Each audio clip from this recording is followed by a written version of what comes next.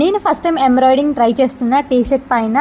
మనం ఎప్పుడైనా ఎంబ్రాయిడింగ్ నేర్చుకోవాలి అనుకుంటే ఫస్ట్ నేర్చుకోవాల్సిన స్టిచ్ ఇది, చైన్ స్టిచ్ అంటాము దీన్ని. నా ఛానల్లో నేను 10 DIYs చేయాలనుకున్నాను, ఇది third one. First 2 videos painting రిలేటెడ్వి ఉంటాయి, మీకు ఇంట్రెస్ట్ ఉంటే చెక్ చేయండి.